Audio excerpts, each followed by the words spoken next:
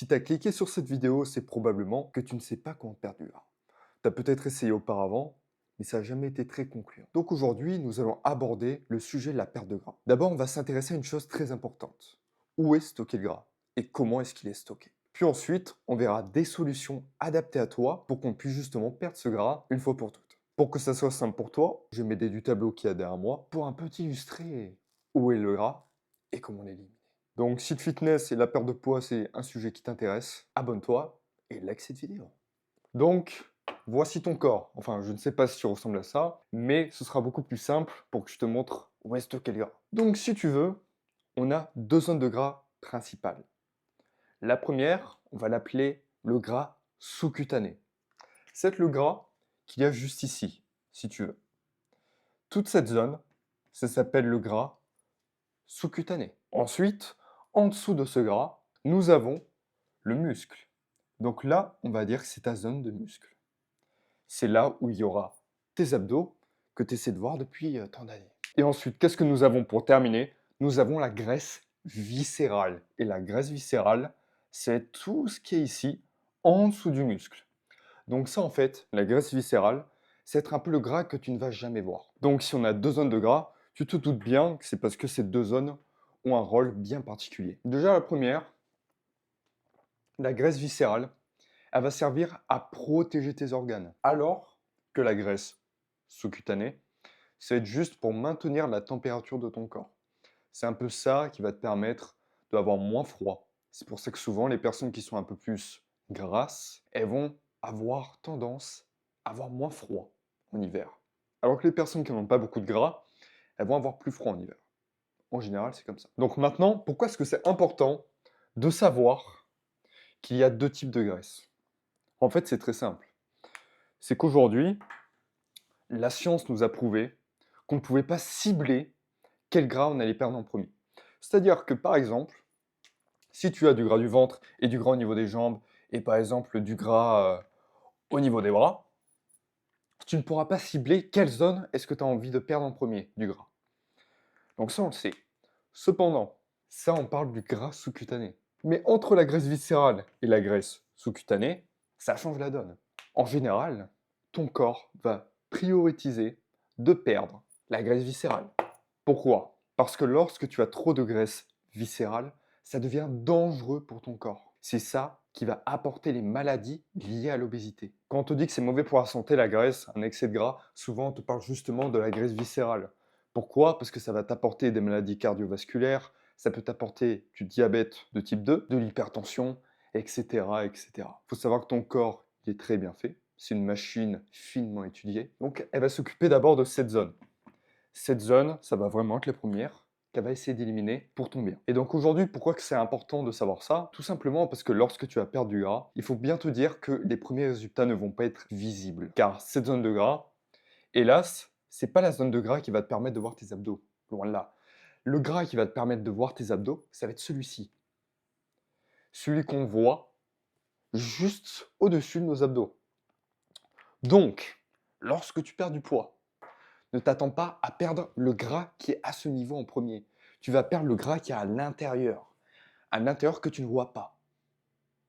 Et pourquoi c'est important de savoir ça? Parce que la majorité des gens vont abandonner, parce qu'ils ne vont pas voir leur abdos rapidement.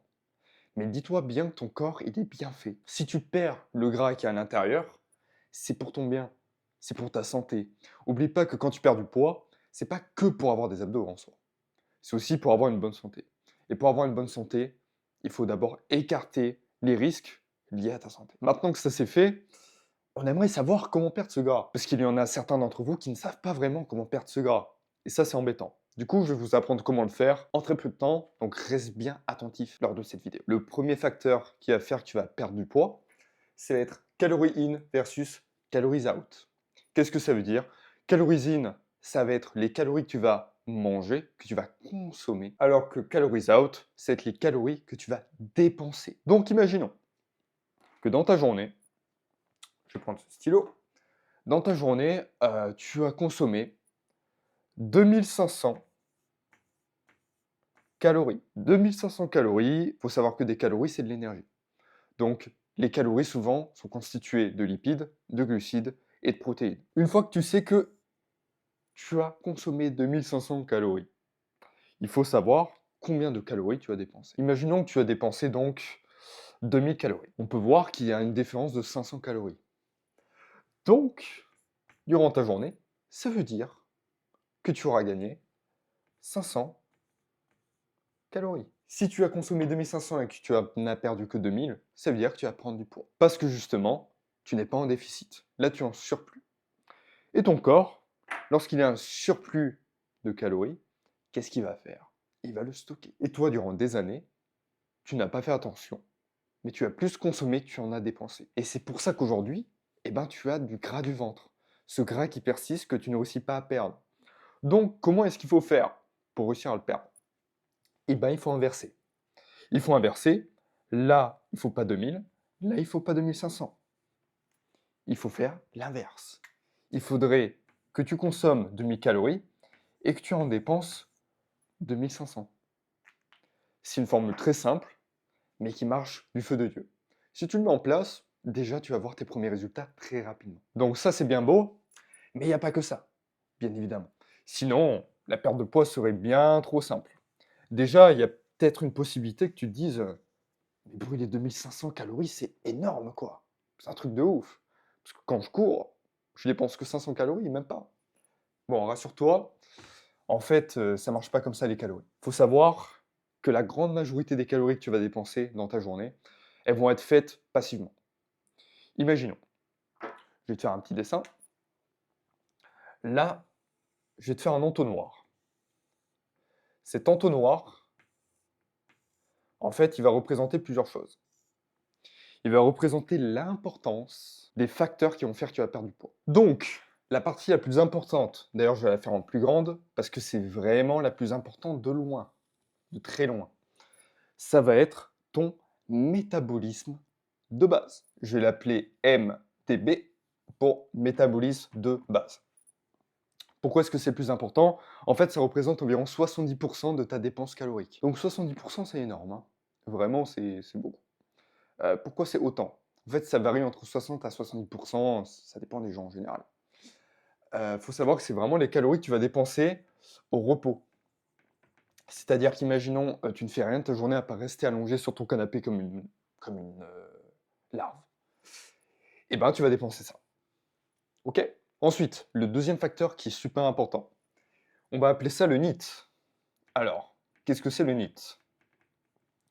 Le NEAT, c'est être toutes les activités que tu vas faire en dehors du sportif. Donc imaginons, si tu marches beaucoup, ou que tu as fait du ménage, ou que tu as fait, je sais pas, du bâtiment, peu importe, et ben on va appeler ça du NEAT. Donc ça, c'est l'effort sans faire du sport. Il faut savoir que c'est très important. Ça représente beaucoup plus que ce que tu vas faire durant tes séances de sport. Donc juste en dessous du NEAT, la troisième chose la plus importante, ça va être le sport. Ok? Là, ça va être les calories que tu vas dépenser durant tes séances. Du coup, hop, j'écris très mal, c'est pas grave, je suis docteur. Donc le sport, hyper important également, mais beaucoup moins que le métabolisme de base et le NEAT. Et ensuite, pour terminer, nous avons la digestion. Donc, je vais juste mettre DG pour digestion. Ton corps va forcément dépenser de l'énergie lorsqu'il va essayer de consommer, de détruire les aliments qu'il y a dans ton corps. C'est pour ça qu'il ne faut pas que tu vois ta perte de poids juste par rapport à ton sport. C'est pour ça que j'ai fait ce schéma. Ce schéma te montre que ce que tu dépenses, du coup les 500 calories que tu as dépensées durant ta journée, que tu pensais avoir dépensé, en fait tu en dépenses beaucoup plus. Donc, ce qui est important, c'est de savoir à combien est ton métabolisme. Pour ça, je t'ai mis un lien en dessous de la vidéo qui va te permettre de le savoir. Ce sera beaucoup plus simple, beaucoup plus digeste, ça va être un calculateur de calories, tu as juste à mettre tes informations et tu les auras direct. Comme ça t'embrouille pas trop, t'as pas trop d'informations directement dans cette vidéo, ce sera largement suffisant. Donc ça, hyper cool, vraiment on adore, mais du coup, avec toutes ces données, comment faire pour vraiment être sûr qu'on va perdre du poids? Parce que c'est bien beau, mais voilà. Déjà, on peut se fixer des objectifs simples qui vont te paraître très très cohérents. Déjà, le premier, c'est être de faire 3 séances de sport, 3 séances par semaine, minimum. Quand je te dis de faire 3 séances par semaine, ça peut être le sport que tu fais. Mais moi, je te conseille, si tu veux vraiment, si ton objectif c'est vraiment la perte de poids, de faire de la musculation. Musculation plus cardio lisse, cardio doux. Imaginons ta séance, ce que tu peux faire, c'est 40 à 45 minutes de muscu, plus du coup 15 à 20 minutes de cardio doux. Le cardio doux, tu peux faire par exemple de la marche inclinée, ça marche super bien. Et la musculation, essaye de faire des mouvements de base, des mouvements polyarticulaires. Ça peut être développé couché, squat, deadlift, Romanian deadlift. Et essaye, si vraiment tu es débutant, de commencer sur des machines. Typiquement, développé couché, tu peux le faire à la machine tranquillement. Les squats, tu peux faire de la presse. Tu peux faire du tirage horizontal du coup, tirage vertical, etc. Essaye vraiment de prioriser des exercices globaux qui utilisent plusieurs muscles. Et ça, tu auras déjà beaucoup de résultats. Et donc ça peut paraître un peu contre-intuitif. Pourquoi est-ce que je conseille par exemple de faire plus de muscu que du cardio en soi? Alors, quand je dis cardio, souvent là on va parler de vraiment course à pied. Parce que en majorité, les gens pensent que pour perdre du poids, il faut faire de la course à pied. Ok, la course à pied, c'est trop bien, hein. Vraiment, c'est trop cool, il faut la mettre en place si tu peux. Cependant, la course à pied, ça a beaucoup d'inconvénients. Le premier inconvénient, c'est que ça dépense énormément, énormément d'énergie. Tu vas être fatigué. Et il y a beaucoup de gens qui vont abandonner justement parce que ça va être trop épuisant pour eux. Ils vont terminer la séance, ils n'auront plus d'énergie, ils auront juste envie de rentrer à la maison et ne plus jamais refaire ça de leur vie. C'est pour ça qu'il y a autant de gens qui détestent le cardio. Et c'est pour ça que moi, en général, je ne conseille pas de faire que ça pour perdre du poids. Je conseille vraiment la muscu. Pourquoi? Parce que déjà, quand tu veux perdre du poids, en général, tu ne veux pas que perdre du poids. Tu veux également prendre du muscle. Tu as envie d'avoir des abdos saillants, mais aussi d'avoir un reste de muscle. Être un minimum musclé. On ne dit pas de devenir Mister Olympia, tu ne le sauras jamais si tu ne te dopes pas, mais au moins avoir une shape qui est attirante. Et pour ça, il faut faire de la muscu. Il faut faire de la muscu pour avoir un minimum de shape, avoir un minimum de forme. En plus de ça, la muscu, tu ne vas pas dépenser de l'énergie que lors de ta séance. Vu que ton corps il va vouloir reconstruire du muscle, ça va lui demander de l'énergie. Donc en soi, tu vas dépenser de l'énergie toute ta journée. Et ça, c'est hyper important. Mais par contre, comme on a dit, on veut faire de la muscu et du cardio doux. Qu'est-ce que ça veut dire? C'est-à-dire qu'après ta séance de muscu, tu vas faire un peu de marche inclinée, comme ceci. Hop, alors pas autant, sinon tu vas tomber. Mais tu vas faire de la marche inclinée tranquillement. Tu peux faire 15 degrés pendant 15 à 20 minutes, à une allure de 4 à 5 km/h. Tu verras que ça va pas trop te fatiguer et ça va être pas mal du tout. Il faut savoir qu'il y a une différence entre ce que tu vas brûler lors de la marche inclinée et la course. Quand tu vas courir, comme un guépard là. Alors ça c'est un guépard. Je suis désolé mais je dessine très mal. Si tu cours comme un guépard, en fait tu vas dépenser pas du gras, mais des glucides. Je te la fais rapidement. Comme on a dit, il y a des protéines, glucides et du gras. Et là, en fait, tu vas consommer surtout des glucides. Alors que lorsque tu vas faire de la marche inclinée, comme on l'a vu tout à l'heure, tu vas stocker, tu vas puiser dans le gras. Donc là, tu vas dépenser du gras. Alors, en soi, les deux, tu vas perdre du poids. On est bien d'accord. Mais c'est important de savoir que tu vas plus puiser de gras lors de la marche inclinée parce que c'est doux. Là, vu que c'est dur, que ça met à rude épreuve ton corps, tu vas surtout dépenser des glucides qui vont t'apporter le plus d'énergie durant ta journée. C'est pour ça qu'en général, quand tu manges, je sais pas, des pâtes ou quoi que ce soit, tu as un rebond d'énergie et ensuite ça descend. Tu peux avoir un petit creux, une petite fatigue. Il faut savoir qu'en général, la course, ça a brûlé plus de calories, mais toi, tu auras fait de la muscu avant. Du coup, tu n'auras pas besoin vraiment de courir. Tu auras construit du muscle et tu auras éliminé un peu de gras. C'est super, c'est ce que tu veux. Donc vraiment, course, ça va puiser dans les glucides. Marche inclinée, ça va puiser dans le gras. Donc moi, je te conseille de faire la marche inclinée. C'est un peu plus compliqué que ça, mais je te le simplifie pour que ce soit plus digeste pour toi. Si tu mets ça en place, qu'ensuite tu fais attention à ce que tu manges, je te conseille vivement de faire attention à deux choses. La première chose, c'est être les aliments transformés. Tout ce qui va être tes McDo, tes trucs, tes machins, ouais, ça t'évite. Ça y est. On en a marre. En fait, ça fait plus partie de ton identité. Ton identité aujourd'hui, c'est que tu veux perdre du poids. Donc, à quoi bon aller au McDo et boire de l'alcool? C'est quoi ton objectif? Ton objectif, c'est de perdre du poids, on est d'accord. Alors, à quoi bon manger McDo? Si tu réfléchis, tu dis qu'effectivement, tu es un peu bête si tu manges McDo. Et c'est le cas, d'ailleurs. À un moment, il faut savoir ce que tu veux dans la vie. Est-ce que tu as envie de rester dans ta situation ou est-ce que tu veux changer? Tu veux changer, oui. Et hélas, le changement, ça demande de rencontrer certaines difficultés. Mais ça va dépendre que de toi et de ton envie. Est-ce que tu as vraiment envie? Est-ce que tu veux enfin pouvoir te mettre en maillot lorsque tu vas à la plage? Est-ce que tu as envie, enfin, d'avoir confiance en toi? Est-ce que tu as envie, enfin, d'être en bonne santé? Ça, c'est ton choix. Mais si tu es venu sur cette vidéo, c'est probablement que tu en as envie. Donc, arrête les aliments transformés, ça suffit. Il y en a marre des bêtises. La deuxième, c'est de faire attention à ton pic d'insuline. Alors, l'insuline, comment ça fonctionne? Comme on a dit, quand tu manges trop de sucre, tu vas faire un gros pic. On va souvent parler de sucre rapide et sucre lent. Ok? En fait, pour te faire la chose simple, toi, ce que tu veux dans ta consommation de sucre, c'est que le sucre va agir comme ceci dans ton corps. T'aimerais que le sucre agisse comme ceci. Voilà. Comment faire pour que ton sucre soit comme ça et pas comme ceci? Et ça, c'est la majorité d'entre vous. Votre sucre va faire ça. Ok? Ça va être une catastrophe. Bon, ça, c'est relié vraiment aux aliments qui vont être trop transformés, trop sucrés. C'est pas bon. Ok? Genre, quand tu manges des bonbons, il se passe ça en fait. Et ça, pourquoi c'est mauvais? Parce que ton corps, il aime pas lutter contre le sucre, en réalité. S'il y a trop de sucre dans ton corps, il va transformer ça en gras. Et est-ce que tu veux vraiment ça? Non. Justement, on veut perdre du gras.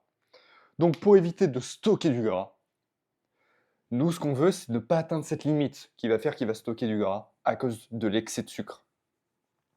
Ce qu'on veut, nous, c'est que justement, ce soit fluide, ce soit agréable pour lui de gérer ça. Donc, on va prendre des sucres qui vont être digérés lentement. Pour ça, je sais qu'il y en a beaucoup d'entre vous qui mangent des pâtes blanches, des pâtes fraîches, du riz blanc, plein de choses comme ça, du pain blanc. Mais ça, hélas, même si on vous a dit que c'est des sucres lents, en réalité, il y a une grosse charge glycémique. Donc, malgré tout, tu vas avoir ce pic. Tu vas l'avoir. Et c'est pour ça qu'à chaque fois, tu as un coup de barre. À chaque fois, tu as envie de dormir. Donc, je sais que ça peut être embêtant. Ah ouais, les pâtes complètes, c'est moins bon. Ah, le riz complet, c'est moins bon. Ouais, le pain complet, c'est dégueulasse. Ouais, mais actuellement, tu trouves ton corps dégueulasse. Du coup, il faut que tu le changes. Et pour ça, eh ben, il faut que tu prennes des bons aliments. Avoir un bon corps, c'est prendre de bons aliments. Tu as fait des excès pendant des années, donc aujourd'hui, il faut changer les choses. Donc, considère qu'à partir de maintenant, il faut que tu prennes surtout des choses complètes par rapport à cette histoire d'insuline. Là, je te dis pas que nutritionnellement, voilà, il y a des gens, ils peuvent prendre des pâtes non complètes, mais parce qu'ils sont déjà en shape. C'est-à-dire que par exemple, moi, j'ai pas forcément besoin de prendre que des pâtes complètes, hein. Je peux prendre des pâtes normales, aucun problème. Mais toi, c'est différent. Là, tu es dans un autre stade, et ton stade, c'est de faire très attention. Prendre des pâtes complètes, prendre du riz complet, prendre du pain complet. Arrêter le sucre. Rapide. Le sucre, c'est ton ennemi. Mais ça, on l'a trop normalisé. Pourquoi? Parce qu'il y a des industries qui valent des milliards, où leur business est concentré sur le sucre. Typiquement, un exemple très simple, Haribo. Sans sucre, ils ne sont rien. Il n'y a plus d'Haribo. Et Haribo, lui, il adore te faire ça. Ah vraiment, c'est les montagnes russes, hein. Ah, il adore. Et c'est à cause de lui que t'es pas bien dans ta peau actuellement. C'est à cause du McDo. C'est à cause de toutes ces bêtises. Donc vraiment, change d'identité. Tu n'es plus la personne qui veut juste avoir du plaisir sur le court terme. Tu veux être la personne qui a envie de changer sur le long terme. Long terme, c'est le mot. Il faut que tu vises loin. Il y en a marre d'être dans ta situation. Très bien. Maintenant que tu sais ça, honnêtement, tu as énormément d'éléments pour perdre du gras. J'en ferai bien plus des vidéos comme ceci dans le futur, qui vont justement t'aider à pouvoir perdre ce gras supplémentaire. Donc, maintenant, ce que tu as à faire, oublie pas de t'abonner pour avoir plus de vidéos dans ce style. Tu peux rejoindre également mon Instagram et je propose un appel diagnostic gratuit. On va faire le bilan ensemble, un peu de ce que tu as pu mettre en place pour perdre du poids, etc.